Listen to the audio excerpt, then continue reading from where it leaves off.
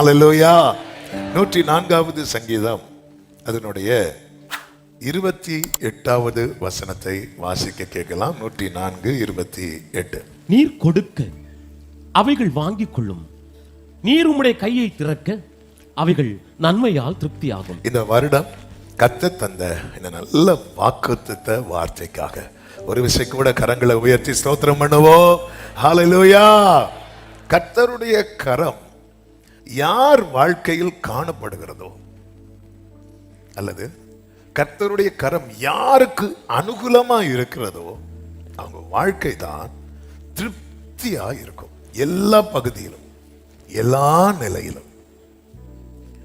நம்முடைய வாழ்க்கையில கர்த்தருடைய கரம் நம்மோடு இருக்க வேண்டியது மிக மிக அவசியமா இருக்கிறது. போன வெள்ளிக்கிழமை செய்தியை கவனித்தவர்களுக்கு தெரியும். ஒருவன்,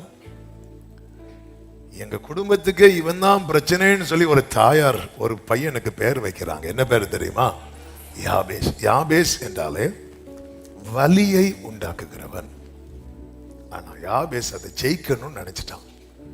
ஆமா, என்னாலதான் உங்களுக்கு பிரச்சனை, அது மாறுதா இல்லையா பாருங்க. அவன் ஆண்டவர் சமூகத்துல போய் ஜெபிக்கிறான். எதுக்கு ஜெபிக்கிறான் அப்படின்னா, உம்முடைய கரம் என்னோடு இருந்து, ஆண்டவரே என்னாலதான் இந்த குடும்பம் கண்ணீர் வடிக்கிறாங்க, என்னாலதான் இவங்களுக்கு பிரச்சனைன்னு சொல்லிட்டு இருக்கிறாங்க, உங்க கை மட்டும் என் கூட இருந்துட்டுன்னா, யாரால பிரச்சனைன்னு சொல்றாங்களோ அவனாலதான் இன்னைக்கு நாங்க நல்லா இருக்கணும்னு சொல்றபடிக்கு கர்த்தாவே உம்முடைய கரம் அதை செய்யும் ஆண்டவரே. அவன் ஜெபித்தான். 1 நாளாகமம் 4:10 சொல்லப்பட்டிருக்கிறது, அவன் வேண்டிக் கொண்டதை தேவன் அருளினார் என்று சொல்லப்பட்டிருக்கிறது. அப்போ அந்த ஃபேவருக்காக ஆண்டவருடைய கரம் எனக்கு அனுகூலமா இருக்கணும் அப்படின்னு சொல்லி நம்ம எப்பொழுதுமே நாடணும், எதிர்பார்க்கணும், ஜெபிக்கணும். சிவந்த சமுத்திரத்தை 2 கூட்டத்தார் கடக்க முயற்சித்தார்கள். ஒரு கூட்டம் யாரு? சூப்பரா சொன்னீங்க, சத்தமா சொல்லுங்க. இஸ்ரவேல். இன்னொரு கூட்டம் யாரு? எகிப்தியர். ஒரு கூட்டத்தார் தாண்டிட்டாங்க. எப்படி தாண்டாங்கன்னு பைபிள்ல இருக்கு. கால் நனையாமல், ஒரு டிராப் தண்ணி கூட அவங்கள என்ன செய்யல, தொடல. ஆனா இன்னொரு கூட்டத்தால என்ன செய்ய முடியல, கடக்க முடியல. அவங்க மொத்தமா நனைஞ்சிட்டாங்கல்ல, மூழ்கிட்டாங்க. எந்த பிரச்சனையில ஒரு மனுஷன் இல்லாம ஆனானோ, அந்த பிரச்சனை நடுவுல ஒரு சின்ன பாதிப்பு கூட இல்லாம ஒரு பெருங்கூட்டம் கடந்து போகுது. இதற்கு காரணம் என்னவென்றால் கர்த்தருடைய கரம்.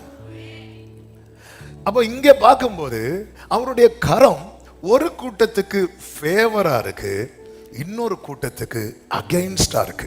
ஒரு கூட்டத்துக்கு அனுகூலமா இருக்கிறது, இன்னொரு கூட்டத்துக்கு அதே கரம் ஆபத்தா இருக்கிறது, எதிரா இருக்கிறது. அதுதான் இந்த நாளிலே செய்தி.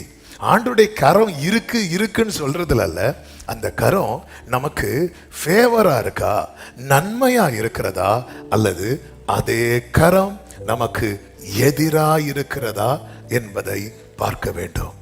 கர்த்தருடைய கரம் 138:7 தாவீது இப்படி சொல்லுகிறார், நான் துன்பத்தின் நடுவில் நடந்தாலும் நான் பயப்பட மாட்டேன், நான் எப்படியும் காப்பாற்றப்படுவேன். ஏனென்றால் ஆமே, கர்த்தர் என்ன செய்கிறாரா, உமது வலது கரம் என்னை ரட்சிக்கும். நான் துன்பத்தின் நடுவில் என்ன தெரியுமாங்க, எந்த பக்கம் திரும்பினாலும் பிரச்சனை.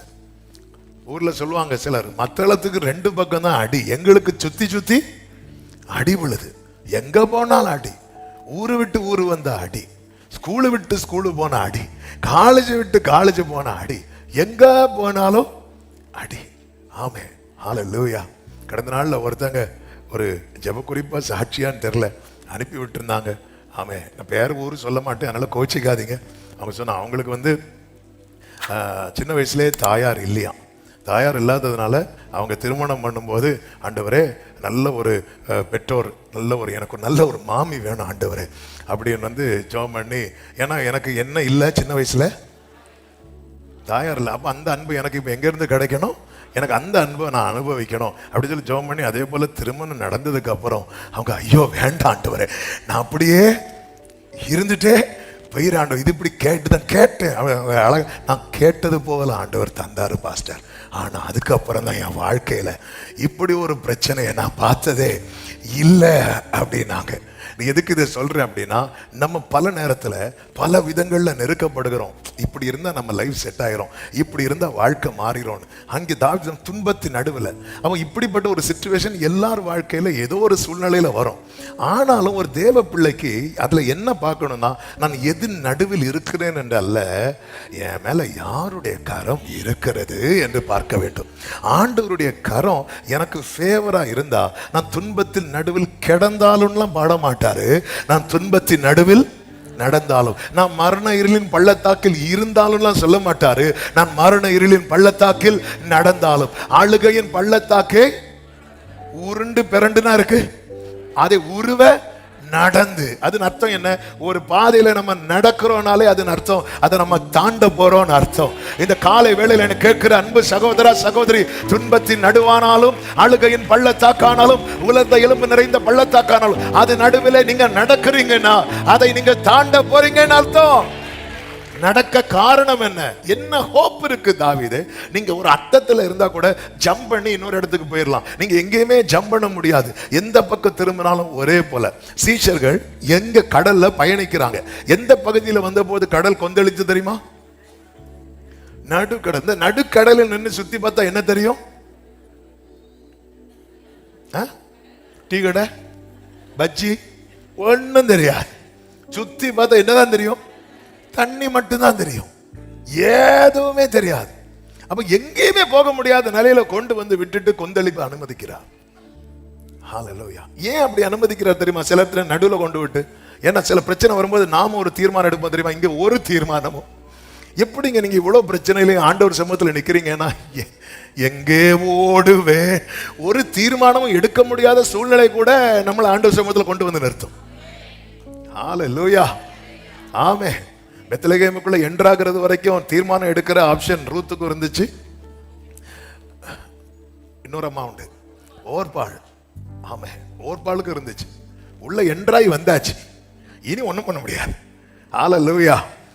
ஆமே, ஓர்பாளுக்கு பாருங்க, இன்னொரு 2 ஸ்டெப் எடுத்து வச்சா பிளான் மாறிடும். ஓர்பாள் பார்க்குறா, சரி நம்ம மாத்திடுவோம். கரையில் விட்டுட்டுலாம் சில பிரச்சனை ஆண்டவர் அலோவ் பண்ண மாட்டார், ஆழத்துக்கு கொண்டு போயிடுவார்.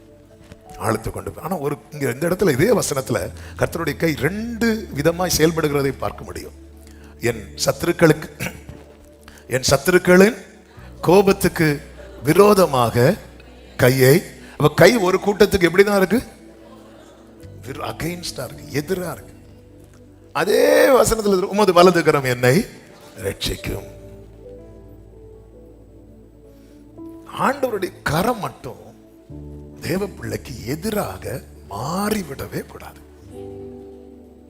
ஆண்டவருடைய கரம் நமக்கு துணையா இருக்கும் போது பாருங்க, இஸ்ரவேலர்கள் சிவந்த சமுத்திரத்தை கடந்த பிறகு அவங்க பாட்டு பாடுறாங்க. என்ன பாட்டு தெரியுமா? கர்த்தாவே தேவர்களில் உமக்கு ஒப்பானவன் யான் பாடும்போது அவங்க பாடுற கூட்டத்துல எதை ரொம்ப அதிகமா பாடினாங்க தெரியுமா? அவருடைய கரத்தை. 15:6 பாருங்கள். கர்த்தாவே உம்முடைய வலது கரம் பலத்தினால் மகத்துவம் சிறந்திருக்கிறது. மகத்துவம் சிறந்திருக்கிறது. அதன் அர்த்தம் என்ன அப்படின்னா, அந்த கை என்ன பண்ணாலும் பலவீனப்படாது. ஆமே, சிலர்லாம் பார்த்துருக்கீங்களா? ஒரு 2 கிலோ தம்பிள்ஸ் அப்படி எடுத்து இப்படி வச்சுட்டு இப்படி காட்டுவாங்க. எதுக்கு தெரியுமா? ஏதோ ஒரு பர்வதம் முளைச்சிருக்கான், ஒன்றும் முளைக்காது. சிலர் இருக்காங்க, நாங்கள் ஸ்கூல்லாம் படிக்கும் போது, ஆமாம், எங்கள் இதில் ஒரு சூப்பு கடை உண்டு. சிலர் வருவாங்க பாருங்க, இப்படி தான் இருப்பான். என் ஜிம்முக்கு போயிட்டு வராங்களாம், வந்திருந்து 2 அப்படி சூப்பு குடிச்சதும், ஏன்னா அவங்களுக்கு வந்து அப்படி எல்லாம் வெளியே. இப்போ சிலருக்கு அப்படிதான், இந்த கை வச்சு நான் இன்னும் பண்ணுவேன். ஆனால் நமக்கு என்ன ஒரு மேட்டர் அப்படின்னா, நம்முடைய கை கொஞ்ச நேரத்தில் என்ன ஆயிரும் தெரியுமா? பலவீனமாயிரும். என் ஆண்டவர் பிதாவுக்கு சமமா இருப்பதை கொள்ளையாடின பொருளாய் எண்ணாமல் எல்லாத்தையும் வெறுமையாக்கிட்டு வந்ததுக்கு அப்புறம் அந்த கை என்ன ஆகல தெரியுமா? பலவீனம். கொஞ்சம் யோசித்து பாருங்க. ஒரு கயிறை பிடிச்சு நீங்க ஒரு மணிக்கூர் தொங்கிட்டு இருக்கிறீங்க. அந்த டைம்ல உங்களால தெளிவா பேச முடியுமா? நம்ம தூங்கிட்டு இருந்தாலும் பேச மாட்டேங்கிறோம். தொங்கிட்டு இருந்தா பேசுவோமா? முடியாது. அப்ப கொஞ்சம் யோசித்து பாருங்க, 2 கையில ஆணி அடிச்சு ஒருத்தர் தொங்கிட்டு இருக்கிறார். அவருடைய வேர்ட் பை வேர்ட் நீங்க பாருங்க, என்ன கிளியரா இருக்கும் தெரியுமா? இப்படி அத வலியில அப்படி கையெல்லாம் அப்படி இழுக்குது. ஆணி வந்து அடிச்சு, சிலர் சொல்றாங்க இந்த உள்ளங்கையில அடிச்சாங்க, இன்னும் சிலர் சொல்றாங்க உள்ளங்கையில் அடிக்கிறதுக்கு வாய்ப்பு ரொம்ப குறைவு. ஏன்னா இந்த உள்ளங்கையில் அடிச்சு தொங்குனா பிஞ்சு வர்றதுக்கு பிஞ்சு வந்துருமா. ஏன்னா இது ரொம்ப பலம் உள்ள பகுதி கிடையாது. அதனால அப்படி தொங்கும் போது இந்த கை அப்படி பிஞ்சிடும். அதனால இங்க அடிப்பாங்க, இந்த இடத்துல அடிப்பாங்க அப்படின்னு. சரி, எங்க அடிச்சாங்களோ? ஆமா பாருங்க. அப்போ கையில அடிச்சிட. இந்த இதுல அடிக்கிறத விட ரொம்ப டேஞ்சர் எங்க தெரியுமா? இந்த பகுதி. ஏன்னா இதுல என்னெல்லாம் இருக்கு தெரியுமா?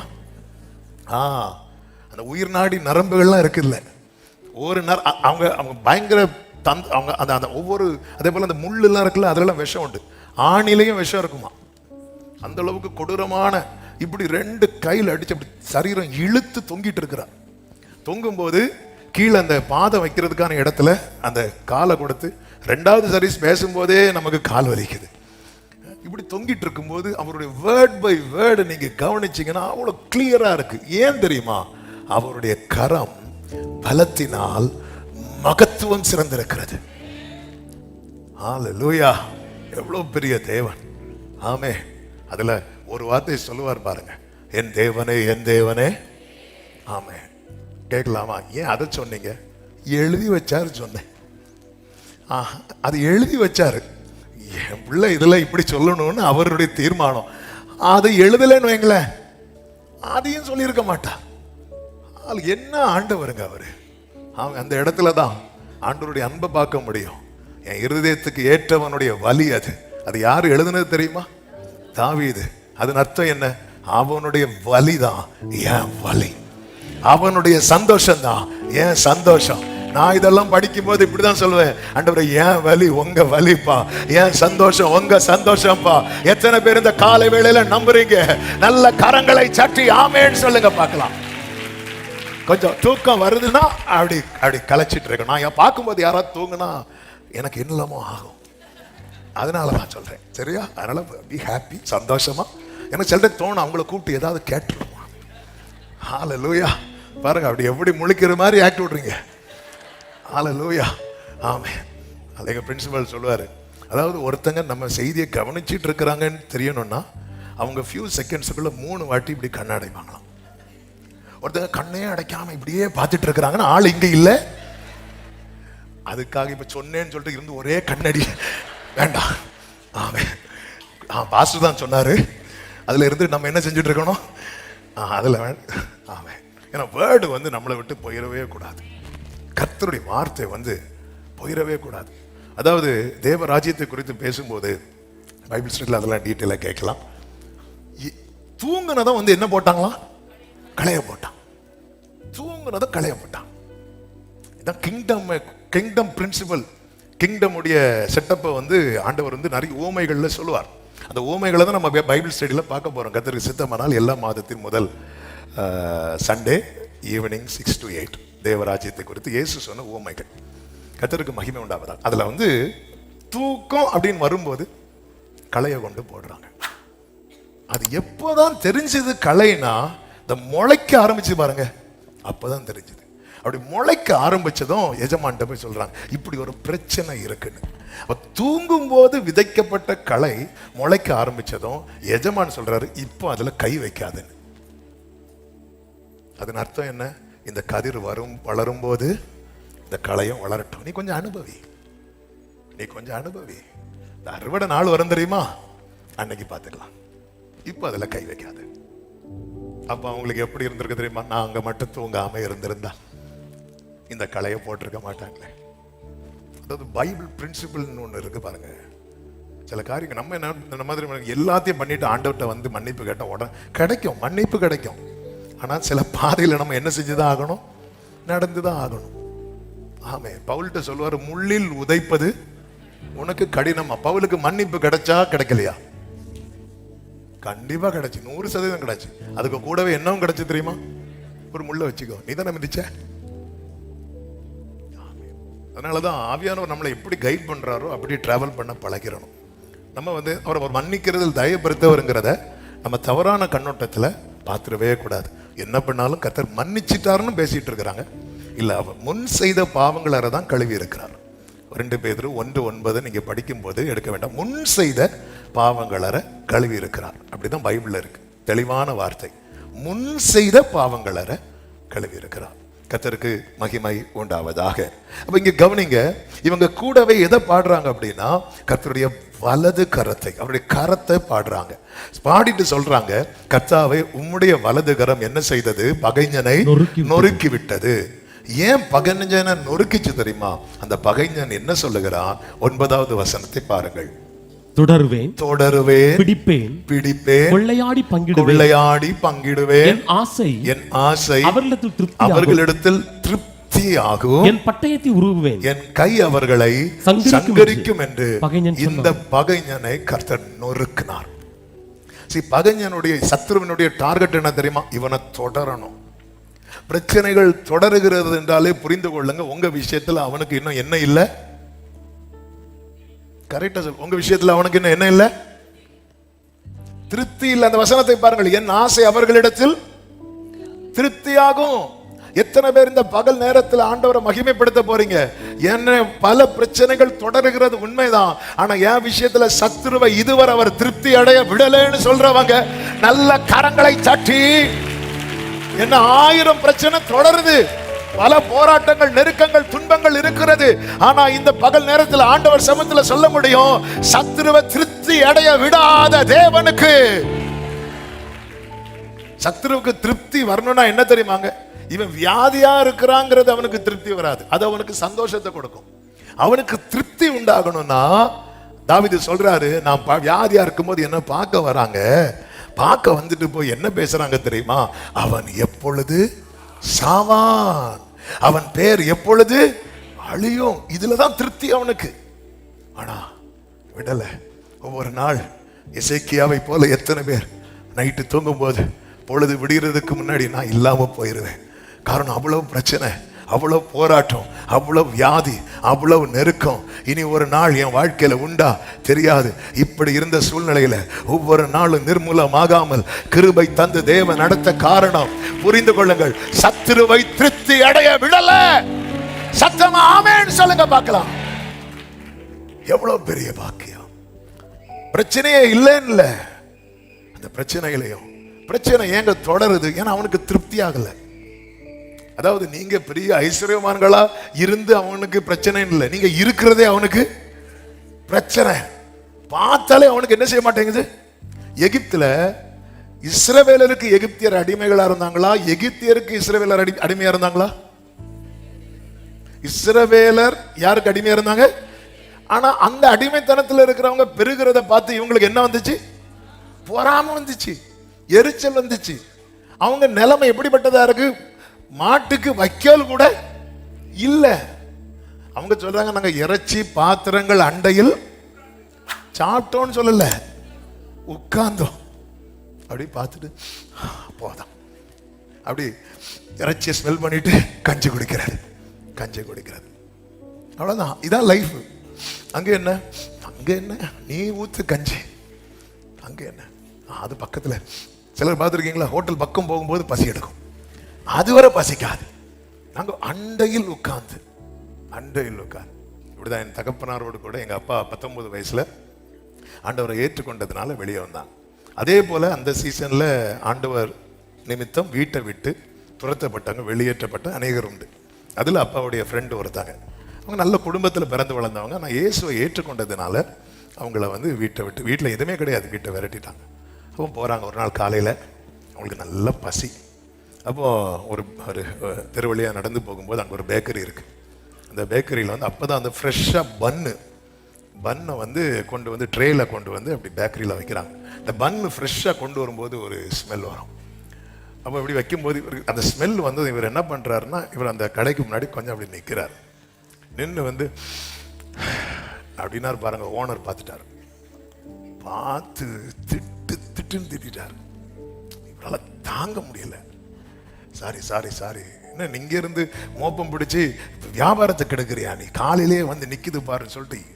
இவர் அப்படிப்பட்ட குடும்பத்தில் உள்ளவர் கிடையாது. நல்ல குடும்பத்தில் நல்ல ஆண்டவர் நிமித்தம் இன்னைக்கு எதுவுமே இல்லாமல் நிற்கிறார்.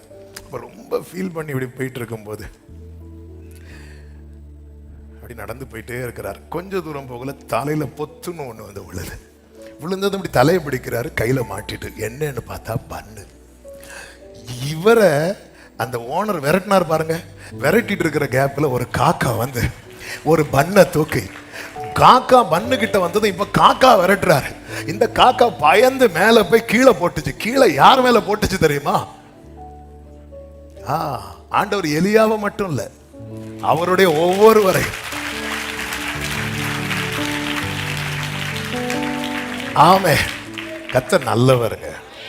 தலைமுறையெல்லாம் பெரிய ஆட்கள் ஆயிட்டாங்க. அவங்க தலைமுறையெல்லாம் ஆண்டவருக்காக இதை இழந்து வருவாங்க பாருங்க. அவங்க தலைமுறையெல்லாம் தான் இன்னைக்கு இருக்கிற இடத்துல டாப்பா இருக்கிறாங்க. கர்த்தர் ஒன்றையும் மறந்து விடுவதற்கு அநீதி உள்ளவர் அல்ல. ஆமென் சொல்லுங்க பார்க்கலாம். கர்த்தருக்கு மகிமை. அப்ப இங்கே வந்து இஸ்ரவேலர்கள் என்ன பாடுறாங்க அப்படின்னா, சத்ருவின் ஆசை எங்களில் திருப்தி ஆகல. இந்த நேரத்தில் நம்ம அதுதான் பார்க்கணும். எவ்வளவு பிரச்சனைங்க, எவ்வளவு தொடருவேன். உங்களை தொடர்றானால நீங்க வேற ரகம், நீங்க மீட்கப்பட்ட கூட்டம், நீங்க முத்திரை போடப்பட்டவர்கள், நீங்கள் பிரிச்செடுக்கப்பட்டவர்கள். ஆனால் சத்துரு தொடருவான், அவன் ஆசை திருப்தி ஆகாது. 400 வருஷம் தொடர்ந்தாங்க, 400+ இயர்ஸ் இவர்களை தொடர்ந்தான். ஆனால் ஒரு நாளை கர்த்தர் குறித்து சொன்னார், இன்றைக்கு நீங்கள் காண்கிற எகிப்தியரை இனி என்றைக்குமே. எத்தனை பேர் நம்புறீங்க இந்த காலை வேளையில பல ஆண்டுகளாய் தொடர்ந்த பிரச்சனைக்கு 2026 முற்றுப்புள்ளி வைக்க போறார் நம்புறவங்க மட்டும் நல்ல கரங்களை சாட்டி எஸ் எஸ் தேவனை மகிமைப்படுத்துங்கள். பல மாதங்களாய் பல வருடங்களாய் தொடர்ந்து தொடருவேன் தொடருவேன் தொடருவேன் சொன்ன பிரச்சனைக்கு இந்த 2026 விசுவாசிக்கிறவங்க பிரைஸ் பண்ணுங்க. விசுவாசிக்கிறவங்க தேவனை மகிமைப்படுத்துங்க. ஹalleluya. அப்ப இதுக்கெல்லாம் என்ன தேவை அப்படின்னா, ஆண்டவருடைய கரம். பாருங்க, சத்துருவை இல்லாம ஆக்கிட்டு அடுத்து என்ன செய்யறார் தெரியுமா? அந்த 13, 17 வாசிக்க கேட்கலாம். நீர் மீட்டுக் கொண்ட இந்த ஜனங்களை உமது கிருபையினாலே அழைத்து வந்தீர். உம்முடைய பரிசுத்த வாசஸ்தலத்துக்கு நேராக அவர்களை உமது பலத்தினால் வழி நடத்தி. அப்போ ஒரு கரம் என்ன செய்யுது? ஒரு கூட்டத்தை நொறுக்குது. நொறுக்கிட்டு அப்படின்னு இருக்கு. ஒன்னில் பப்படம் போல ஆயிட்டு, சக்கரங்கள்லாம் கலந்துட்டு. ஓ, ஆண்டவருடைய கரம் வந்து ஒருத்தருக்கு அகைன்ஸ்ட் ஆயிட்டு வைக்கல, எங்க அடி விழும் தெரியாது. இந்த கர்த்தருடைய கரம் நமக்கு துணையா இருந்தா எத்தனை அடி விழுந்தாலும் தூக்கிடுவார். கர்த்தருடைய கரம் எதிராயிட்டுன்னு வைங்களேன், எங்கேயாவது ஒரு அடி விழும் பாருங்க, எழும்ப முடியாது, எழும்ப முடியாது. ஒரு புரியறதுக்காக எக்ஸாம்பிளுக்கு சொல்றேன். இந்த நிறைய இருக்கு, இந்த சுகர் இருக்கும் பாத்தீங்களா? சுகர் சிலருக்கு ரொம்ப ஜாஸ்தி ஆயிட்டுனா ரொம்ப தெரியாது, ஆனா ஏதாவது ஒரு புண்ணு வரும் பாருங்க. அந்த புண்ணு வந்துட்டுன்னா அது சீக்கிரம் என்ன செய்யாது தெரியுமா? ஆறாது. ஒரு எக்ஸாம்பிளுக்கு சொல்றேன். இது போலதான் ஆண்டவருடைய கரம் வந்து ஒருத்தங்களுக்கு எதிராயிட்டுன்னு வைங்களேன், தெரியாது. பார்வோன் புறப்பட்டு வந்தான்ல, குதிரையில ஏறும் போதே சக்கரத்தை கலத்த வேண்டியதானே? இல்ல, அப்பெல்லாம் தெரியாது. அப்பெல்லாம் நல்லாதான் இஸ்ரவேலர்கள் எப்படி வந்தாங்களோ. இன்னும் பார்வோன் இஸ்ரவேலரை பார்த்து பயப்படல. இஸ்ரவேல் மீட்கப்பட்ட பிறகும் இவங்க அவங்கள பார்த்து என்னதான் செய்யறாங்க? சிலர் பார்த்துருக்கீங்களா? ஸ்கூல்ல வாத்தியாரை பார்த்து பயப்படுவாங்க. ஸ்கூல் படிச்சு முடிச்சு காலேஜ் முடிச்சு பிள்ளைங்க எல்லாம் வந்ததுக்கு அப்புறம் அந்த வாத்தியாரை பார்த்தா ஐயோ வாராரு. சில பயம் வந்து நம்ம கூடவே என்ன செய்யும்? வந்துட்டே இருக்கும். சில பிரச்சனை கூடவே என்ன செய்யும்? வந்துட்டே இருக்கும். கர்த்தருக்கு மகிமை உண்டாவதாக. எல்லாம் இருக்கு. ஆனா ஒரு இடத்துல அவங்களுக்கு ஒரு அடி விழ ஆரம்பிக்குது, அதுக்கப்புறம் எழும்ப முடியல. இத்தனை பிரச்சனையிலும் நீங்க நிக்கிறீங்கன்னா எவ்வளவு தேங்க் பண்ணணும். ஆமே. அதாவது நீங்க மரண விளிம்புல போயிட்டு நீங்க திரும்பி வந்திருக்கிறீங்கன்னா இது வந்தது நீங்க எடுத்த மெடிசினால அல்ல, அல்லது ஏதோ ஒரு காரியத்தினால அல்ல. ஒரு கரம் உங்களை இந்த மரண வாசல்ல இருந்து அப்படியே தூக்கி எடுத்து, அதாவது நல்லா இருப்பாங்க பாருங்க, ஒரு அடி எங்கேயாவது விழும், திரும்ப எழும்ப முடியாது. இந்த பார்வோனுக்கு அப்படிதான் நடந்துச்சு. ஆனா இந்த இஸ்ரவேலருக்கு எந்த அளவுக்கு நெருக்கம் தெரியுமா? எவ்வளவு ஒடுக்கப்பட்டாங்க தெரியுமா? எத்தனை காயம். அதுவும் இந்த எகிப்தியர்லாம் ஒரு நாளா வேலை வாங்குறாங்கன்னு வைங்களேன். ஆமே. சில வெளிநாட்டுக்கு போகும்போது சில சொல்லுவாங்க, ஒரு எஜிப்சியன் தான் எனக்கு பாஸா இருக்கிறாங்க. எல்லாரும் இல்ல, சிலர் இருக்கிறாங்கல்ல. அவன் ஒருத்தர் சொல்றாரு, அதே பார்வோன் தான். அதே பார்வம் தான். ஐயோ, அப்போதான் ஃபீல் ஆகுது பாஸ்டர், நம்ம மக்கள்லாம் எவ்வளோ கஷ்டப்பட்டிருப்பாங்க. எப்படி கம்பெனிக்கு சேர்க்குறா பாருங்க, நம்ம மக்கள்லாம் எப்படி கஷ்டப்பட்டிருப்பாங்க. சிலர்லாம் அந்த ஸ்பிரிட்டை வந்து அடிக்கும். ஏன்னா அவங்களுடைய பாரம்பரியங்கள் எல்லாம் பார்ப்பாங்கல்ல, நம்ம முன்னோர்கள் எப்படி இருந்தாங்க. எல்லாருக்கும் அவங்களுக்குன்னு ஒரு பாரம்பரியம் இருக்கு பாருங்க, அதை பார்ப்பாங்க. முன்னோர்கள் எப்படி இருப்பாங்க, நம்மளும் அதே போல மாறணும். அது இல்லப்பா, எல்லாம் நார்மலா இருப்போம், எல்லாம் சமமா இருப்போம் அப்படின்னு வரும்போது ஏதாவது ஒரு ஆளு கூட ஒரு கிருமி எழும்பும்.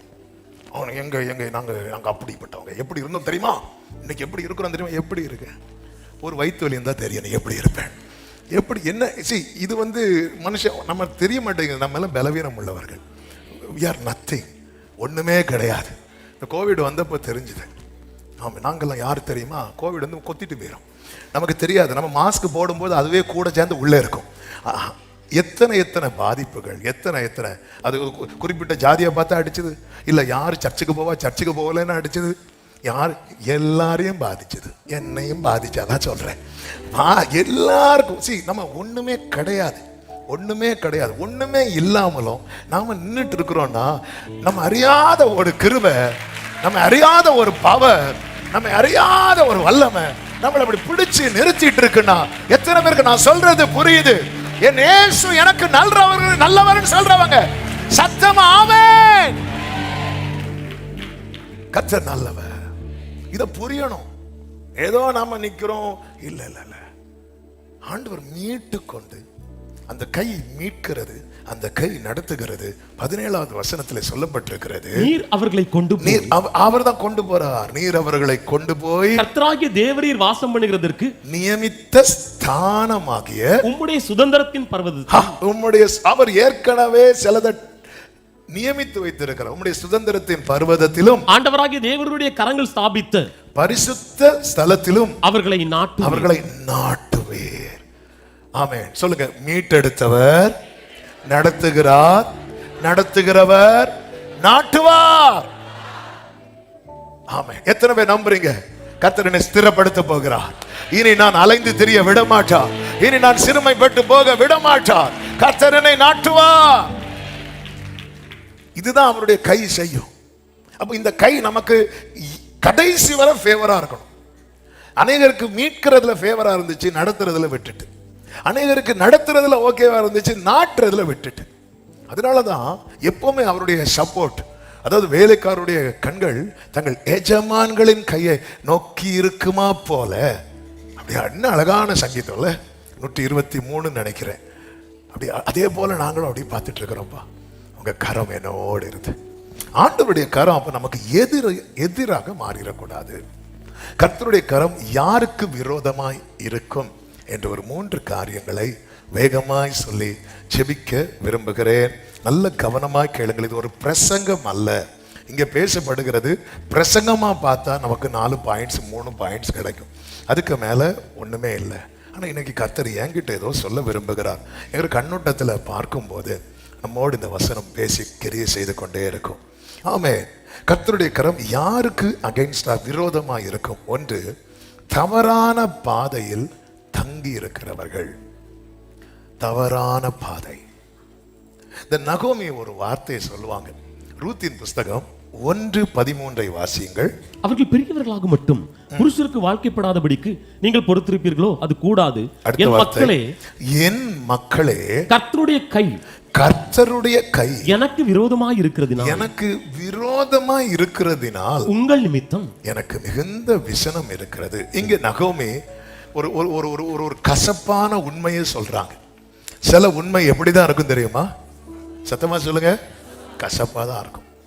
கசப்பான உண்மை என்ன சொல்றாங்கன்னா, ஆண்டவருடைய கை எனக்கு எப்படி இருக்கு தெரியுமா? ஏன் விரோதமாச்சு? ஒரு பிரச்சனை வந்ததும் ட்ராக் மாறி போறாங்க. ட்ராக் யாருமே மாற மாட்டாங்களா? ட்ராக் மாறாத ஒருத்தரும் கிடையாது, என்னை உட்படுத்தி. ஆனா அந்த ட்ராக்ல மாறி போயிட்டு அதுல தங்குறோம் தெரியுமா? இதான் பிரச்சனை. இந்த நகோமி குடும்பம் பெத்லகேம்ல இருந்து, நகோமி ஹஸ்பண்ட் பேர் என்ன? எலிமலேக். அந்த எலிமலேக்கும் குடும்பமும் பெத்லகேம்ல இருந்து எங்க போறாங்க?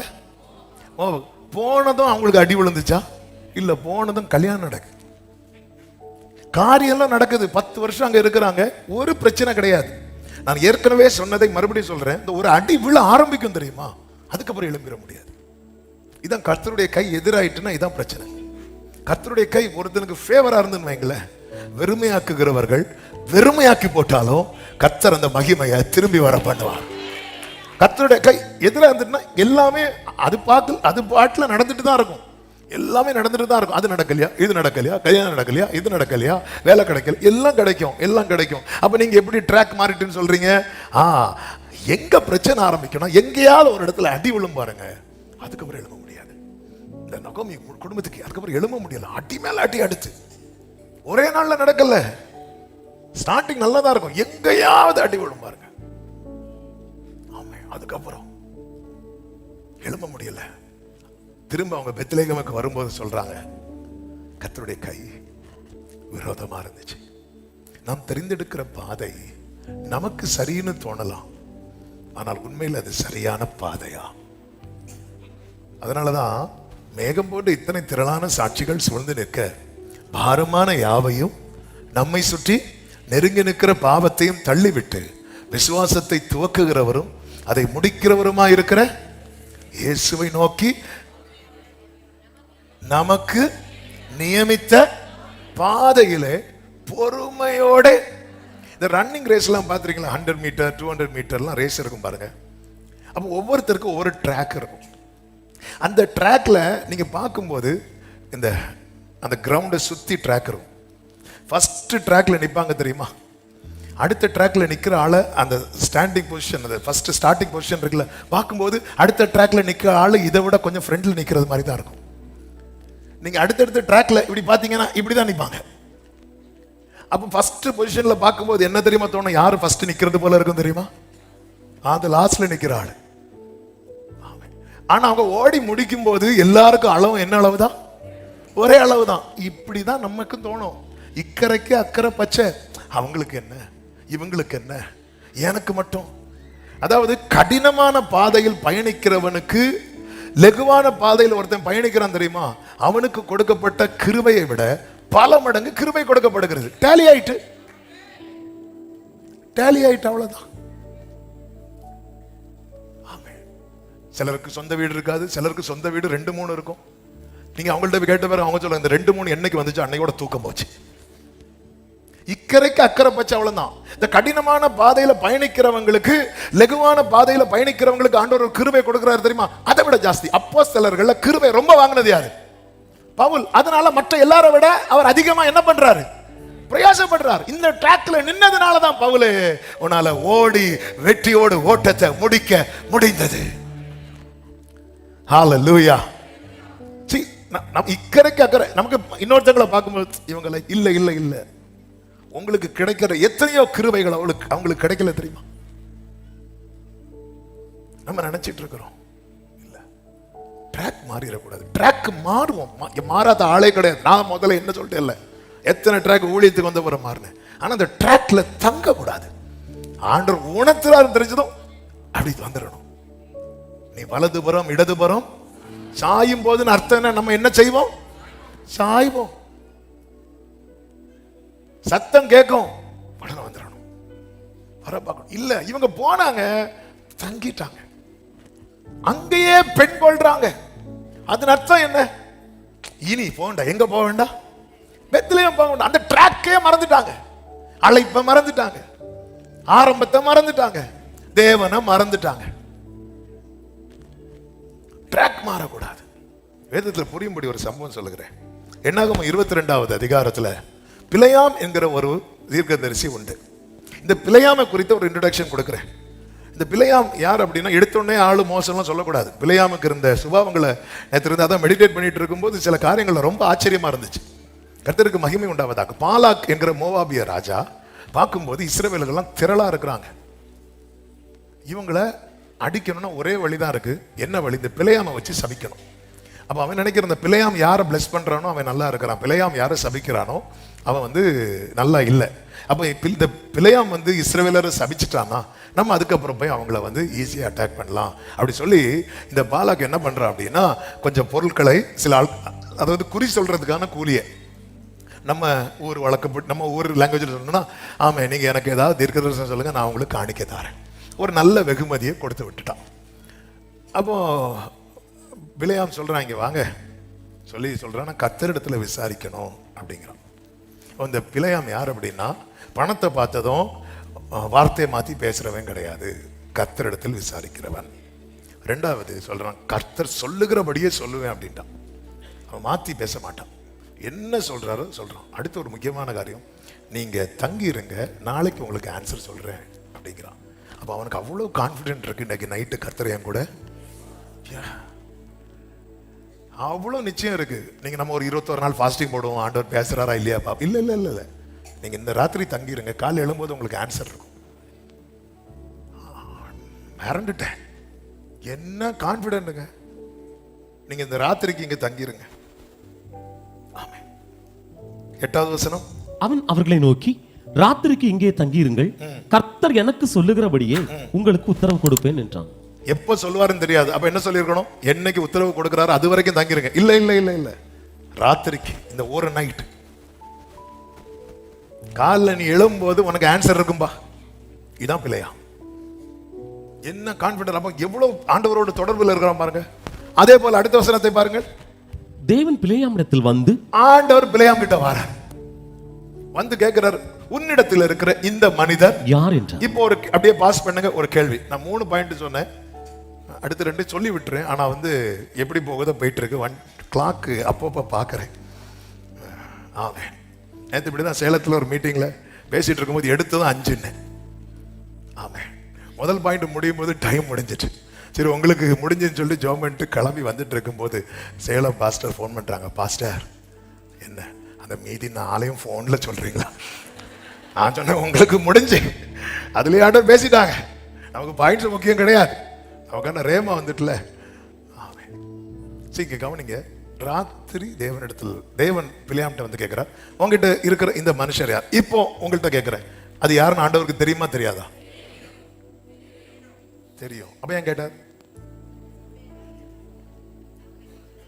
அழகா அடிச்சிங்க பாருங்க. நாம என்ன சொல்றோம்னு அவர் கேட்கிறார். ஆதாம் எங்க இருக்கிறான்னு ஆண்டவருக்கு தெரியுமா தெரியாதா? தெரியும். ஆதாமே நீ எங்க இருக்கன்னு கேட்கும்போது அவன் என்ன சொல்றான்னு அவர் கேட்கிறார். அவன் அதுக்கு சொல்ற ஆன்சர் அவர் வெயிட் பண்ணிட்டு இருக்கிறார். அப்ப அவன் என்ன தெரியுமா சொல்றான்? நான் நிர்வாணியா இருக்கிறதுனால. ஆண்டவர் கேட்க, உன்னை நிர்வாணின்னு சொன்னது யாரு? இந்த எலும்புகள் உயிர் அடையுமா அடையாதா? அடையும். பாத்தீங்களா, நம்ம அடையும் அடையும் சொல்லிட்டு இருக்கிறோம். ஆனா வார்த்தை உடையவன் என்ன தெரியுமா சொன்னா? உமக்கு தெரியும். நம்ம என்ன சொல்றோம் அப்படிங்கிற, அவர் வந்து ஆன்சரிங் காட் மட்டும் கிடையாது, அவர் கொஸ்டினிங் காட். ஆமென். ஆனா அந்த கொஸ்டின் கேட்கறதெல்லாம் நீங்க கவனிச்சீங்கன்னா அவர் யார்கிட்ட ரொம்ப அடுத்து இடைப்பட போற அவங்க. இப்ப பாருங்க, நம்ம வந்து இப்போ வெளியூரில் பிள்ளைங்களை ஓட்டுருப்போம். இல்லை ஒரு எக்ஸாம்பிளுக்கு நம்ம வெளியூரில் போகிறோம், வேலைக்கு போகிறோம், அல்லது படிக்கிற பிள்ளைங்க படிக்க போகிறோம். அப்போ நமக்கு ஒரு ரிலேட்டிவ் வீட்டில் நம்ம தங்கி இருக்கிறோம்னு வைங்களேன். டெய்லி காலைல போவோம், வேலையெல்லாம் முடிச்சுட்டு திருப்பி வரோம். அப்படி நம்ம வரும்போது வீட்டில் கெஸ்ட் இருக்காங்க, அவங்க கெஸ்ட் இருக்கிறாங்க. அப்போ வரும்போது நம்ம இவங்களை பார்த்து முதல்ல என்ன கேட்போம்? இது யார் அப்படின்னு. ஆண்டவர் வந்து கேட்கிறார் பிள்ளையாம்ட்ட, நானும் நீயும் இருக்கிற இடத்துல இவங்க யாரு?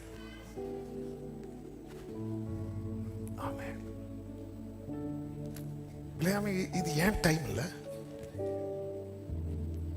நானும் நீயும் இருக்கிற இடத்துல அவங்க யாரு? இந்த பிள்ளையாமுக்கு அடுத்த குவாலிட்டி பாருங்க. அவங்க என்ன சொல்றாங்களோ அது அப்படியே ஆண்டவர்கிட்ட வந்து சொல்றான். மழுப்பல்ல, மாத்தி பேசல.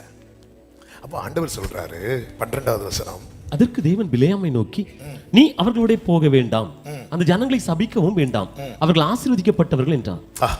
அவர்கள், நல்ல கவனமா கேளுங்க, இரத்தத்தால் மீட்கப்பட்ட கூட்டத்தை யார் நினைச்சாலும் சபிக்க முடியாது. கர்த்தருடைய ஆசீர்வாதம் அவங்க மேல இருக்கிறது வரைக்கும்.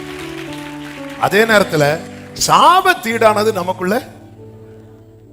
ஆமென். ஆண்டவர் யார் நினைச்சாலும் யாக்கோபுக்கு விரோதமான மந்திரம் இல்லைன்னு சொல்லிட்டு ஒருத்தன் கண்ணை குத்திட்டு இருக்க கூடாது. ஆமென். பிலேயாம் இவ்வளவு தொடர்புல இருக்கிறவன் சபிக்கிறதுக்கு விட்டா சபிப்பான், ஆனா ஆண்டவர் விடல. ஆமே, சிலர்லாம் மிரட்டுவாங்க பாருங்க, நான் மட்டும் ஜோம் பண்ணன உடனே நாளைக்கு. சிலர் ஆண்டவருக்கு பயப்படுறாங்களோ இல்லையோ, சில ஊழியருக்கும் சில விசுவாசிகளுக்கும் நடுங்கிட்டு தான் இருப்பாங்க. பாஸ்டர் அவங்க வந்து இப்படி ஜோம் பண்ணி இப்படி முறைச்சிட்டு போறாங்க பாரு, நான் 24 மணி நேரம் முழங்கால நிக்க பாரு, இப்படி சொல்லிட்டு போனாங்க, நிக்கவே முடியாது. அல்லேலூயா. நம்ம கிட்ட சாபத்தீடானது இருந்தா ஒரு புறஜாதியான் வந்து சபிச்சாலும் தங்கும். ஒரே ஒரு ஆமீன் கஷ்டப்பட்டு வந்து, அதுவும் தெரிஞ்சு சொன்னாங்களா தூக்கத்துல சொன்னாங்களா தெரியல, அந்த வேர்டை சொல்றேன். நம்ம கிட்ட சாபத்து ஆகான்னு ஒருத்தன் சாபத்தீடானது எடுத்து வச்சேன் பாருங்க. ஆயி பட்டணம் சின்ன பட்டணம் வந்து அடிச்சிட்டாங்களா இல்லையா? சரி, நம்ம எவ்வளவு மேன்மையா வச்சிருக்கிறார். அப்போ ஆண்டவர் அருவருக்கிற ஒண்ணுமே. அதனாலதான் ஒவ்வொரு பட்டணத்துல சத்துருக்களை ஆண்டவர் துரத்திட்டு இவங்களை கொண்டு நாட்டுறாருல. நாட்டும் போது என்ன தெரியுமா சொல்லுவார்? அவங்க செஞ்சதை நீங்க செய்யாதீங்க. ஏன் அவங்க துரத்தப்பட்டாங்கன்னா, அவங்க துரத்தப்பட்டது காரணம் அந்த தேசம் அவர்களை என்ன செய்து போட்டது? கக்கி போட்டது. சரி, நம்ம சில ஃபுட்டு நமக்கு ஒத்துக்காம வரும்போது என்ன ஆயிரும் தெரியுமா? வாமிட் பண்ணுவோம். சில இடத்துல நம்ம செட் ஆகலைன்னா அவங்க நம்மளை என்னதான் பண்ணுவாங்க? சில இடம் அதேதான், நம்ம விரும்பி சாப்பிடுற ஃபுட்டு தான், அது நமக்கு வயிற்றுல தங்கல, அது ஆட்டோமேட்டிக்கா என்ன ஆயிரும்? நம்ம வாமிட் பண்ண போறோம். நம்ம எப்படி இருப்போம் தெரியுமா? சிலருக்கு வந்து தாங்க முடியாம எப்படியெல்லாம் வாமிட் எடுப்பாங்க தெரியுமா? ஆமே, விட்டா போரே போடுவாங்க. ஏன்னா தங்கல. அப்போ ஆண்டவர் என்ன வான் பண்றாரு தெரியுமா? இப்படி அது ஒன்ன கக்கீரக்கூடாது, ஒன்ன கக்கீரக்கூடாது. இது டச் பண்ணனால சொல்றேன். இப்ப இவங்க எப்படி இருக்கிறாங்கன்னா, தனித்து வாசம் பண்றாங்க, ஜாதிகளோட கலவல்ல, உலகம் வேண்டான்னு ஒதுங்கி இருக்கிறாங்க. அப்படிப்பட்டவங்களை எத்தனை பிழையாம் வந்தாலும் சபிக்க கர்த்தர் விட மாட்டா. சத்தமா ஆவேன்னு சொல்லுங்க பார்க்கலாம். அப்படி சொல்றார். சொன்ன பிழையாம் காலமே இழந்து சொல்றான். பாலாக்கின் பிரபுக்களை பார்த்து சொல்றீங்க பாருங்க, அதெல்லாம் முடியாது, ஆண்டவர் நோன்னு சொல்றார், கிளம்புங்க அப்படின்றார். இவங்க கிளம்பி போறாங்க. இப்போ பாலாகு இன்னும் அதிகமான பிரபுக்களை அனுப்புறான். அதுவும் பாருங்க 15வது வசனம், அவர்களிலும் கனவான்களான அதிக பிரபுக்களை அனுப்பினான். பிள்ளையாம் இடத்துல வந்து சொல்றார், நீங்க வரதுக்கெல்லாம் தடை பண்ண வேண்டாம், உம்மை மிகவும் கனம் பண்ணுவேன், நீர் சொல்வதை எல்லாம் செய்வேன், நீங்க எப்படியாவது வாங்கன்னு சொல்லும் போது இப்போ பிள்ளையாம் சொல்றாங்க பாருங்க, வீடு நிறைய எனக்கு பொண்ணு தந்தாலும் கர்த்தருடைய கட்டளையை மீறக்கூடாது. இங்க ஃபுல் ஸ்டாப் வச்சு முடிச்சா நம்ம பிள்ளையாமுக்கு சல்யூட் அடிக்கலாம். இப்படி சொல்லிட்டு அடுத்து, எதுக்கும் இந்த ராத்திரி தங்கி இருங்க, நான் போய் கேட்டுட்டு வரேன். அதன் அர்த்தம் என்ன? அந்த ஆஃபர் பிடிச்சிருக்கு. ஆண்டவர் நோன்னு சொன்ன பயோடேட்டா மேல கொஞ்சம் சில ஆஃபர் வந்து கூடும், ஆஃபர் கூடும். சில வாசல் ஆண்டவர் அடைப்பார், இங்க வேண்டாப்பா, இந்த வேலை உனக்கு வேண்டாப்பா அப்படின்ட்டு இருக்கும்போது ஆஃபர் கூடும். இங்க பாரு, உனக்கு வாரத்துக்கு 7 நாள் லீவு. அப்படியா? நான் எதுவும் கேட்டுருவாங்க. ஆஃபர் கூடும்போது இங்க பாருங்க, இங்க பாருங்க, இங்க பாருங்க, எனக்கு எனக்கு நல்லா தானே இருக்கு, வெயிட் பண்ண, நான் கேட்டுட்டு வரேன். இப்ப போறார் பிள்ளையாம். என்ன பிள்ளையாமே, சரி போ அப்படின்னாரு. இவனுக்கு சந்தோஷம் தாங்க முடியல, அவரே போன்னு சொல்றாரு. 21வது வசனம், பிள்ளையாம் காலமே எழுந்து தன் கழுதை மேல் சேணம் கட்டி மோவாபின் பிரபுக்களோட கூட போனான் இருக்கு. அடுத்த வசனத்தை பாருங்க, 22. அவன் போகிறதுனாலே, அவன் போகிறதுனாலே தேவனுக்கு கோபம் உண்டு, தேவனுக்கு கோபம் உண்டாயிற்று. இப்ப நம்மளே கேட்கலாம்ல, என்ன ஆண்டவரே, என்னைக்குமே புரிஞ்சுக்கோங்க, அதாவது நம்ம கிட்ட அவர் க்ளோஸ் ஆகிறார் தெரியுமா, அதை நமக்கு ஆனர் பண்ணணும், கனப்படுத்தணும். அடுத்து ஒரு இவன் பண்ண செயலுக்கு ஆண்டவர் ஒரு வேர்டு சொல்லுவாரு,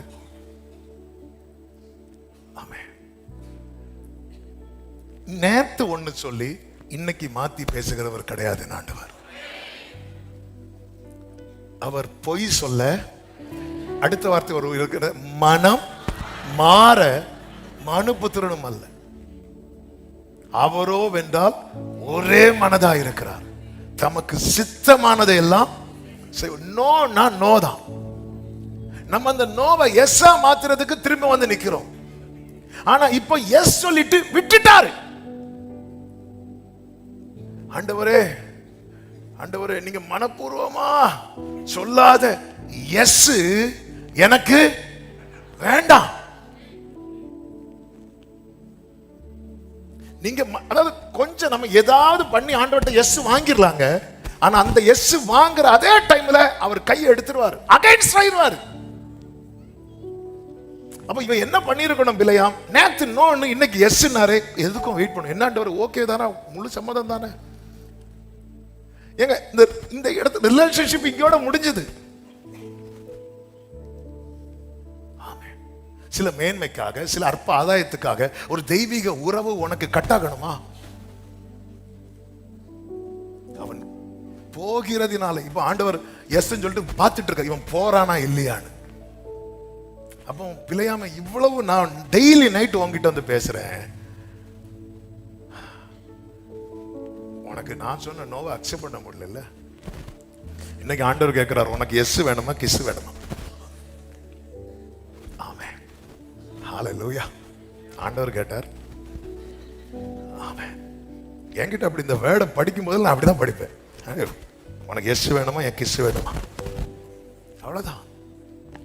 எஸ். சி, நாகமான் வந்தான். நாகமான் சீரிய படை தளபதி. நாகமான் வரான். நாகமான் வந்து நிற்கிறான், விக்கிரகத்தை வழிபடுகிறவன். எலிசா கிட்ட வரான், சுகம் கிடைக்குது. சுகம் கிடைச்சதும் வந்துட்டான், இனி உம்முடைய தேவனை தான் நான் ஆராதிப்பேன், ஆனால் எனக்கு ஒரு எக்ஸ்கியூஸ் வேணும். என்ன என்ன? என் ராஜா போய் விக்கிரகத்தில் வழிபடுவார், அவங்க கோயிலுக்கெல்லாம் போவார். அப்போ என் ப்ரொஃபஷன் அப்படிப்பட்ட ப்ரொஃபஷன், நானும் போய் என்னதான் செய்தாகணும்? போய் வழிபட்டு தான் ஆகணும். அதுக்கு பெர்மிஷன் வேணும். எலிசா சொன்னா போ அப்படின்ட்டார்.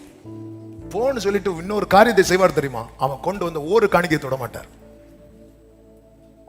அந்த நாகமான் கொண்டு வந்தான் தெரியுமா, ஒன்னே தொட மாட்டார். உறவு இல்லாம உடமையில கை வைக்க மாட்டார். ஒரு சுகத்தோட முடிஞ்சிட்டு அவர் சொல்ற, இதை வாங்கிக்கோங்க, இதை வாங்கிக்கோங்க, இதை வாங்க. வேண்டாம் வேணாம், கொண்டு கொண்டு கொண்டு கொண்டு. உன் உறவு இதோட ரிலேஷன்ஷிப் முடிஞ்சிட்டு கிளம்பு. கிளம்பிட்டான். போகும்போது எலிசா கூட இருக்கிற ஒருத்தன் அதுக்கு பின்னாடி ஓடுறான். யாரு தெரியுமா? கேயாசி. எலிசா பார்க்கறான், இவரு காணிக்கை வாங்க மாட்டேங்கிறார், நம்ம சைடோட போய் பக்கெட்டை கொடுத்து வாங்கிடலான்னு போகும்போது போறான். அது அவர் சொன்னாரு, அவர் அப்படி டைரக்டெல்லாம் வாங்க மாட்டாரு, ஆபீஸ்ல கொடுக்க சொன்னாரு, இப்படி வாங்க சொன்னாரு. வாங்கியாச்சு. வாங்கிட்டு வரும்போது எலிசா கேட்கிற, எங்க போன எங்க போன? அது நான் இங்கே தான் இருந்தேன். ஹே, நீ நாகமான்ட்டு போகும்போது என் மனம் உன்னோடு கூட செல்லவில்லையா? நாகமான் தளபதி, அவன் கூட எலிசாவின் மனம் போகாது. நம்ம பைபிள் லாங்குவேஜ்ல சொல்லணும்னா அவருடைய ஆவி கூட போகாது. ஆனா நீ என் கூட இருக்கிறவன். நீ தண்ணீரை கடக்கும் போது என் ஆவி உன் கூட தான் இருக்கும். நீ அக்கனியில் நடக்கும் போது என் ஆவி உன் கூட தான் இருக்கும். உனக்கு இதை விட அது தேவையா? அவன் விளக்குன குஷ்டம் உண்டை பிடிக்க கிளம்பு அப்படின்ட்டார். ஒரு ஆதாயம் பெரிய உறவை இழக்க வைக்குது. எவ்வளவு மேன்மையா ஆண்டவர் வச்சிருக்க. நேத்து நோன் இன்னைக்கு எஸ் சொல்றாரா, அதுல ஏதோ பிரச்சனை இருக்குன்னு அர்த்தம். சங்கீதம் 81 இருக்கு, நீங்க போய் வீட்டுல போய் படிச்சுக்கோங்க. 11:12 என் ஜனமும் என் சத்தத்துக்கு செவி கொடுக்கவில்லை, இஸ்ரவேல் என்னை விரும்பவில்லை, ஆகையால் அவர்கள் இருதயத்தின் கடினத்துக்கு விட்டுவிட்டேன், தங்கள் யோசனைகளின்படியே நடந்தார்கள். விட்டுட்டார். எஸ் சொல்லி என்ன விட்டுருவார்னா வேண்டாம் பாந்த எஸ். இவன் புறப்பட்டு போனது ஆண்டவர் வந்துச்சு கோபம். ஹல்லேலூயா. இப்ப அவன் கழுதை மேல சேனங்கட்டி மோவாபின் பிரபுக்களோட கூட போனான். அவன் போகிறதுனாலே தேவனுடைய கோபம் மூண்டது. கர்த்தருடைய தூதனானவர் வழியிலே அவனுக்கு எதிராளியாக நின்றார். அவன் தன் கழுதையின் மேல் ஏறி போனான். 23 கர்த்தருடைய தூதனானவர் உருவின பட்டயத்தை தம்முடைய கையிலே பிடித்து கொண்டு வழியிலே நிற்கிறதை கழுதை கண்டு வழியை விட்டு வயலிலே விலகி போயிட்டு. இப்ப எது வழி தவறுது? இனி நல்ல கவனிங்க. 10 நிமிஷம் தான் இருக்கு, நேரம் போகுது. இந்த பகுதியை சொல்லிட்டு அடுத்த 2 வார்த்தை டச் பண்ணி நான் முடிக்கிறேன். நீங்க கவனிக்கணும். ஆமே, ஒருத்தன் ஓனர் ட்ராக் மாறினதும் கூட இருக்கிறது ட்ராக் மாறுது. தேவனோடு உறவில் இருக்கிற ஒருத்தங்க ட்ராக் மாறிட்டாங்கன்னா அவங்கள சார்ந்து இருக்கிறவங்க எல்லாம் ட்ராக் மாறிடுவாங்க. இந்த கழுதை ட்ராக் மாறினதும் கழுதையை வழியில் திருப்ப பிலேயாம் அதை அடித்தான். அதாவது ஆண்டவர் அவனுக்கு டெமான்ஸ்ட்ரேட் பண்ணி காட்டுறார் அவன் லைஃபை வச்சு. சி, உனக்கு கீழே இருக்கிற ஒண்ணு ட்ராக் மாறிச்சுன்னா உன் மனசு என்ன சொல்லணும்? இதை எப்படியாவது எங்க கொண்டு வரணும்? வழிக்கு கொண்டு வரணும். இவனை எப்படியாவது வழிக்கு கொண்டு வரணும். அவன் அடிக்கிறான். கர்த்தருடைய தூதனானவர் திரும்ப எங்க நிற்கிறார்னா, திராட்சை தோட்டங்கள் பாதையில நிற்கிறார். 2 பக்கமும் சுவர். அவர் நிற்கிறார். இந்த கழுதை பட்டயத்துக்கு பயந்து இவனை சுவரோட சேர்த்து நெருக்கிட்டு. இப்படிதான் நான் ஸ்கூல் படிக்கும் போது ஒரு சகோதரன் அவர் சொன்னார், இந்த ஒரு சிலிண்டரை வச்சிருக்கிறார், இதை வந்து வீட்டுக்கு கொண்டு போனோம், நீ பின்னாடி பைக்கில் வச்சுட்டு இருந்திருக்கானார். நானும் பின்னாடி வச்சுட்டு இருந்தேன். அவருக்கு வீடு வந்து 2 பக்கம் இதே போல செவர். இது சொன்னது ஞாபகம் வந்துட்டு அவர் சொன்ன, அப்படியே இருந்துக்கு நான் சென்டரில் போவேனார். அதே போல போனார். இறங்கி பார்த்தா என் முட்டெல்லாம் கிழிஞ்சிருக்கு. ஏன்னா அவர் செவரோட உரைச்சிட்டு, அவரை பொறுத்த வரைக்கும் அவர் இங்கே தான் போறாரு, சென்டரில். அங்கே பார்த்தாரு, பின்னாடி ஒரு ஆள் சிலிண்டர் வச்சுட்டு இருக்கிறது. அப்படியே இறங்கி பார்க்கும்போது இப்படி அவரை பார்த்துட்டு இருக்கிறேன். எனக்கு ஒரு சைடு முட்டெல்லாம் கிழிஞ்சு. அதே போலதான் இங்கே அந்த கழுதை அப்படியே பார்க்கறது. ஐயோ, அப்படி இப்போ வந்து எஜமான காப்பாற்றணுங்கிறத விட தான் வெட்டு பெற்ற கூடாதுங்கிறது அது ட்ராக் மாறிச்சு பாருங்க. முட்டெல்லாம் உரசுது. இவனுக்கு கோபம் தாங்காம திரும்ப அடிக்கிறான். அடுத்த ட்ராக்ல போன ஒரு இடுக்கமான பாதையில நிற்கிறார் தூதன் பட்டயத்தை உருவிட்டு. இந்த இடத்துல கழுதை படுத்ததும் இவன் பயங்கர கோபம் உண்டவனாகி 27 இருக்கிறது. நல்ல கவனிங்க. அப்படி கோபம் வருது. கொஞ்சம் அப்படியே யோசிச்சு பாருங்க. இதே போல ஆண்டவருக்கு நம்ம மேல அப்படி அடிக்கும் போது கழுதையின் வாயை கர்த்தர் திறந்தார் இருக்கு. அது பிழையாம பார்த்து கேக்குது, என்ன எதுக்கு 3 வாட்டி அடிக்கிறீங்க? உடனே பிழையாம ஒரு வேர்டு சொல்றான், நீ என்ன செய்து கொண்டிருக்கிறாய்? பரியாசம் பண்ணி கொண்டிருக்கிறாய். மாற அத்தனை பேரும் கர்த்தரை பரியாசம் பண்ணுகிறார்கள். வேதம் சொல்கிறது, தேவன் தம்மை பரியாசம் பண்ண விட்டார். நீ என்னை பரியாசம் பண்ணி கொண்டு வருகிறாய் சொல்லிட்டு அடுத்த ஒரு வேர்டு அடிக்கிறான் பாருங்க, என் கையில மட்டும் ஒரு பட்டயம் இருந்திருந்தா இப்பொழுதே உன்னை கொன்று போடுவேன் அப்படி சொல்லும் போது அந்த ட்ராக்ல யாரு பட்டயத்தோட நிக்கிறான்? தூதன். அப்போ பிழையாமே, நான் நிக்கிற இடத்துல நீ நின்னா என்ன பண்ணுவ? பிழையாமே, ஆண்டவரே நான் என்ன பண்ணுவேன் தெரியுமா? என் கையில மட்டும் கத்தி இருந்துன்னா அந்த கழுதைய நான் என்ன செய்து போட்டிருப்பேன்? கொண்டு போட்டிருப்பேன். பிழையாமே, இதுதான் நீ ட்ராக் மாறும்போது என் கையில பட்டயம் இருக்கு, ஆனாலும் நான் உன்னை வெட்டாம நான் வெயிட் பண்றேன் பாரு. இதுதான் நான் மனிதன் அல்ல, நான் தேவனா இருக்கிறேன். விளையாமே, இத்தனை நாள் உனக்கு ஹெல்ப்ஃபுல்லா இருந்த கழுதை ட்ராக் மாறினதும் 3 வாட்டி மாறினதும் நீ அதை கொல்லணும்னு நினைக்கிற பாரு. அப்படி நான் நினைச்சிருந்தா உன்னை வெட்டி போட எவ்வளவு நேரம் தான் ஆகும். நான் உருவின பட்டயத்தோடு நின்னாலும் என் இறக்கம் அதை செய்ய விட மாட்டேங்குது. அப்ப கழுதை சொல்லுது, கழுதை என்னை கண்டு இந்த 3 தரம் எனக்கு விலகிட்டு. ஆமே, நீ அந்த வசனத்தை பாரு. கழுதை பிழையாமை நோக்கி, நீர் என்னை கை கொண்ட காலம் முதல், நீ என்னை கை கொண்ட காலம் இந்நாள் வரைக்கும். இந்த வேட நல்ல கவனிக்கணும். இந்நாள் வரைக்கும் நீர் ஏறின கழுதை நான் அல்லவா? இப்படி உமக்கு எப்போதாகிலும் இதே மாதிரி நான் என்னைக்காவது ட்ராக் மாறி இருக்கிறானா? நல்லா தானே இருந்தேன். எஸ், ஏன் ட்ராக் மாறல? ஏன்னா நீங்க நல்லா இருந்தீங்க. எங்க நல்லா இருந்த பிள்ளைங்க தானாங்க திடீர்னு வழி விலகுறாங்க. நல்லா இருந்தவங்க தானாங்க. சின்ன வயசுல இருந்தே பிரச்சனை பண்றவங்க இருப்பாங்க. நான் அவங்கள சொல்ல, சிலர்லாம் ரொம்ப நல்லா இருப்பாங்க. 10th வரை நல்லா இருக்கிறவங்க ஸ்கூல் படிக்கும்போது நல்லா இருப்பாங்க. இப்படி ஒரு நல்ல பிள்ளைய பார்க்கவே முடியாது. இந்த கழுதை அப்படிதான் கேட்குது, இதுவரை நான் நல்லா தானே இருந்தேன், இதுக்கு முன்னாடி நான் என்னைக்காவது இன்னைக்கு பண்ணது மாதிரி பண்ணியிருக்கிறேனா? இல்லை, என்னை ஏன் படிக்கிறீங்க? இப்படி சொல்லிட்டு இருக்கும்போது கர்த்தர் பிழையாமின் கண்களை திறந்தார். ஆண்டவர் சொல்றார், பார்க்கும்போது உருவின பட்டயத்தோட இப்பதான் பார்க்கிறான். நானா இருந்தா வெட்டி இருப்பேன், நீங்களா இருந்ததுனால நான் உயிரோடு இருக்கிறேன். நானா இருந்திருந்தா கர்த்தர் ஒருவரே அவனை வழி நடத்தினார். எத்தனை முறை இடறினாலும் அத்தனையும் இடர்னா மன்னிக்க மாட்டார். இடர்னதை உணர்ந்து திரும்புறான் தெரியுமா? அந்த பாட்டை சரியா புரிஞ்சுக்கணும். அப்ப நம்ம எத்தனை முறை இடர்னாலும் அவரு அப்படி கிடையாது. இந்த ஒருத்தன் இடறி திரும்புறான் தெரியுமா, தப்பு பண்ணிட்டேன். ஆண்டவர் சொல்ற அடுத்த வசனத்தை 32 பாருங்க. நீ உன் கழுதை இதோட 3 தரம் அடித்தது என்ன? உன் வழி எனக்கு மாறுபாடா இருக்கிறதுனாலே. அது ட்ராக் மாறலப்பா, ஒன் ட்ராக் எனக்கு சரியில்லை. ஒரு தேவனோடு உறவுல இருக்கிற ஒருத்தங்க ட்ராக் மாறிட்டாங்கன்னா அவங்கள சார்ந்தவங்க எங்க இடறுவாங்கன்னு தெரியாது. அப்போ கேட்கலாம், அப்போ தேவனோடு உறவில் இருக்கிற தலைமுறை ட்ராக் மாறாதா? ட்ராக் மாறும். அப்படி மாறினாலும் கர்த்தர் சொன்னார், நீ பூமியின் கடையாந்திரத்தில் இருந்தாலும் நான் உன்னை தூக்கி எடுத்துட்டு வருவேன். ஏன்னா நீ என் சிநேகிதனான ஆபிரகாமின் சந்ததி. ஹல்லேலூயா. தேவனோடு உறவில் இருக்கிற சந்ததி ட்ராக் மாறினாலும் கர்த்தர் கைவிட மாட்டார். எங்க இருந்தாலும் தூக்கி எடுத்துட்டு வருவார். ஆனா தேவனோடு உறவை விட்ட தலைமுறை ட்ராக் மாறிட்டுனா சரி பண்ண வேண்டியது தலைமுறையின் பாதை அல்ல, நம்முடைய பாதை. தாவீது அந்தரங்கத்தில் பண்ணின பாவம் அப்சலோம் எல்லாரும் கண்ணுக்கு முன்னாடி பண்ணுனான். என்ன நீங்க வீட்டுல பைபிள் போய் படிச்சுக்கோங்க.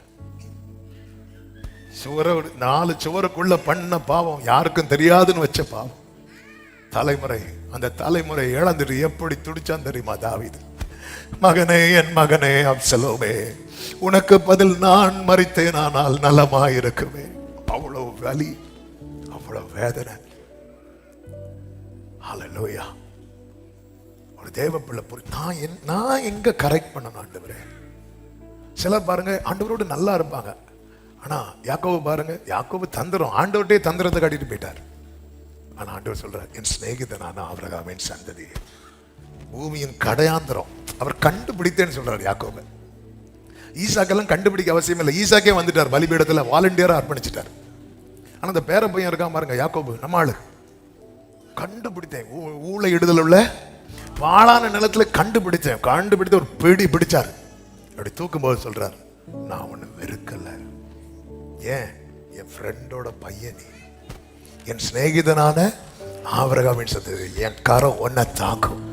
ஏன்னா உடன்படிக்கை அப்படி ஸ்ட்ராங்கா இருக்கு. ஓ, தலைமுறைக்கு நம்ம ஆபிரகாமா இருக்க போறோமா இல்ல பிழையாமா இருக்க போறோமா? ஆமே, ஹல்லேலூயா. நம்ம என்ன பண்ணணும் தெரியுமா? நம்மளை சரி பண்ணாம நம்ம தலைமுறையை சரி பண்ண ட்ரை பண்ணிட்டு இருக்கிறோம். நாம மாட்ட மாட்டோம். ஒரு தகப்பனார் வந்து சொன்னார் என்கிட்ட, பாஸ்டர் என் பையன் குடிக்க ஆரம்பிச்சுட்டான் பாஸ்டர். நான் சொன்னேன், தள்ளி நில்லுங்க. என்ன புரியுதா? ஏன்னா அவர் வந்து உள்ள லிட்டரா வச்சிருக்கிறாரு. பாஸ்டர்னு வாயை திறந்தாரு பாருங்க, என் கண்ணெல்லாம் மேல போயிட்டு, பாஸ்டர் என் பையன் குடிக்கிறது. நம்ம சரியாகாம நம்ம தலைமுறையை கரெக்ட் பண்ண பார்த்துட்டு இருக்கிறோம். விளையாமே உன் வழி எனக்கு மாறுபாடா இருந்து. கழுத பிரச்சனை கிடையாது. அந்த கழுத நேத்து நல்லா தானே இருந்துச்சு. ஏன் நீ நேத்து நல்லா தானே இருந்த? ஆண்டவருடைய கரம் நோவா கட்டின பேழைக்குள்ள மொத்த குடும்பம் எப்படிங்க வந்துச்சு? ஒருவனுடைய வழி கர்த்தருக்கு பிரியமா இருந்துச்சுன்னு வைங்களேன், சத்துருக்களை கூட சமாதானமாகும்படி செய்வா. குடும்பத்தை கொண்டு வர மாட்டாரா? எங்க கரெக்ட் பண்ணணும்? அப்பா கை எனக்கு ஃபேவரா இருந்துட்டுனா, நாளைக்கு நான் இல்லைன்னாலும் என் தலைமுறை ஒருவேளை தூரமா இருந்தாலும் கர்த்தர் தூக்கி கொண்டு வந்து நிறுத்துவா. நான் உன் வாயில் அருளிய என் வார்த்தைகளை உன் வாயிலிருந்தும் உன் சந்ததியின் வாயிலிருந்தும், அடுத்து உன் சந்ததியின் வாயிலிருந்தும். இந்த வழி மாறக்கூடாது. அது எங்க அடிக்கும் தெரியாது. ஆவியானவர் சபைகளுக்கு சொல்லுகிறதை காதுள்ளவன் கேட்க கடவன். அடுத்து 2 பாய் நீங்க வீட்டுல போய் முதல் சர்வீஸை போட்டு கேளுங்க. விரும்புறவங்க கர்த்தர் உங்களை ஆசீர்வதிப்பா. எப்பவுமே அதாவது நேத்து நோ சொல்லிட்டார்ல, ஒரு காரியத்துக்கு ஆண்டவர் நோ சொல்லிட்டார்னா விட்டுருங்க. நமக்கு என்ன தெரியுமா? ஆண்டவரே போலாமா, நீ அவர்களோடு போக வேண்டான்னு வரும். அடுத்து நம்ம மூடி திறப்போம். எதுக்கு தெரியுமா? என் சமூகம் உனக்கு. நமக்கு தெரியாது எங்க இருக்கு. அதனால மேக்சிமம் அது யாத்திராகமும் வராது. வர நமக்கு சில வசனம் நம்ம இல்லைன்னா நீங்க ஒருவேளை இப்படி திறந்து படிக்கிற ஆளா இருந்தா முதல் திறக்கிறதுலே வந்திருக்கணும். நமக்கு தெரியும் வந்தோன்னே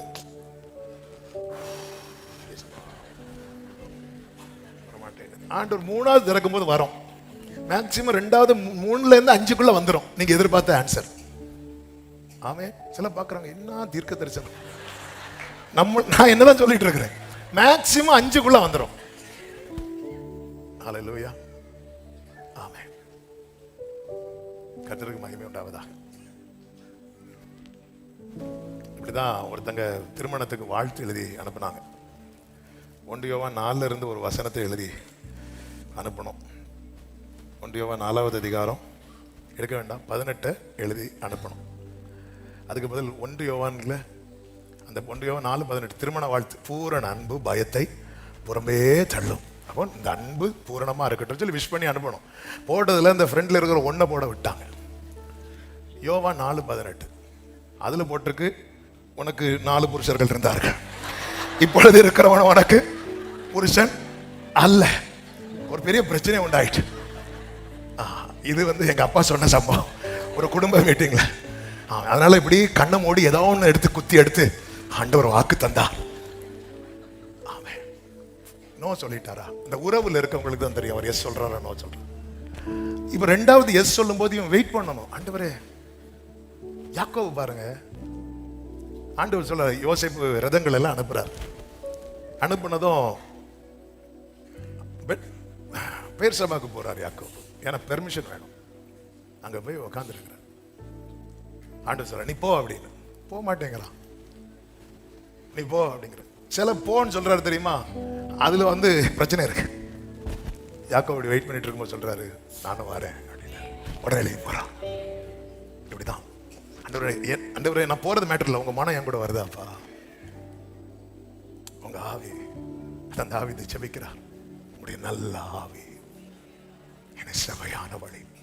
நீங்க மனப்பூர்வமா சொல்லாத எஸ் எனக்கு வேண்டாம். எழுதிருக்கலாமா? உங்க கை ஒரு நாளும் எனக்கு எதிரா மாறிடக்கூடாது, எனக்கு அகேன்ஸ்டா மாறிடக்கூடாது. நீங்க ஒரு எஸ் எனக்கு சொல்றதுனால உங்க கை என்னை விட்டு எடுபடணும், அது வேண்டாம், அது வேண்டாம். நானும் இடறி என்னை சார்ந்தவங்களும் இடற பண்ணுகிற ஒரு வாழ்க்கை எனக்கு வேண்டாம். நேர்வழியாய் நடத்தும், நேர்வழியாய் நடத்தும். இப்படி நல்ல ஆவி எங்களை செவையான வழியில் நடத்துவாராக. இரக்கமுள்ள தேவனே நன்றி. உங்க சமூகத்தில் கொண்டு வந்து பாடு துதிக்க ஆராதிக்க செபிக்க வைத்து எங்களோடு பேசினீர். நீர் உங்க கைகள் ஸ்தாபித்த ஸ்தானத்தில் எங்களை கொண்டு நாட்டுகிற தேவன். உங்க கை எப்பொழுது எங்களுக்கு அனுகூலமா இருக்கும். ஆண்டவரே, உங்க கையை விட்டு விலகி போகிற எதுவும் வேண்டாம்பா. பிழையாம் தாழ விழுந்த போது அவன் கண்ணை திறந்து அவனை உணர்வுள்ளவனாய் மாற்றினீரே, அப்படி எங்களை மாற்றுங்கப்பா. ஒவ்வொருவரையும் காத்துக்கொள்ளும். இந்த வார்த்தைகள் இந்த பிள்ளைகளோடு பேசி கொண்டிருப்பதாக 100 பலன் கொடுக்க கிருபை செய்வீராக. இந்த வாரம் முழுவதும் கர்த்தர் காத்துக்கொள்ளும். கர்த்தர் ஆசீர்வதித்து ஒரு குறை இல்லாமல் நடத்தும். மகிமை கனம் ஸ்தோத்திரங்கள் உமக்கே செலுத்துகிறோம் இரட்சகர் இயேசுவின் நாமத்தில் பிதாவே, ஆமீன். சேர்ந்து சொல்லுவோம். என் ஆத்துமாவே முழு உள்ளமே அவருடைய பரிசுநாமத்தை ஸ்தோத்திரி. என் ஆத்துமாவே கர்த்தரை ஸ்தோத்திரி. கர்த்தர் செய்த சகல உபகாரங்களை மறவாதே. ஆமென். நம்முடைய கர்த்தராகிய இயேசு கிறிஸ்துவின் கிருபையும் பிதாவாகிய தேவனுடைய அன்பும் பரிசுத்த ஆவியானவருடைய ஐக்கியமும் சிநேகமும் பாதுகாப்பும் நம் அனைவரோடும் எல்லா பரிசுத்தவான்களோடு கூட கர்த்தருடைய வருகை மட்டும் தங்கியிருப்பதாக. ஆமென். ஹல்லேலூயா. God bless you. கர்த்தர் உங்களை ஆசீர்வதிப்பாராக.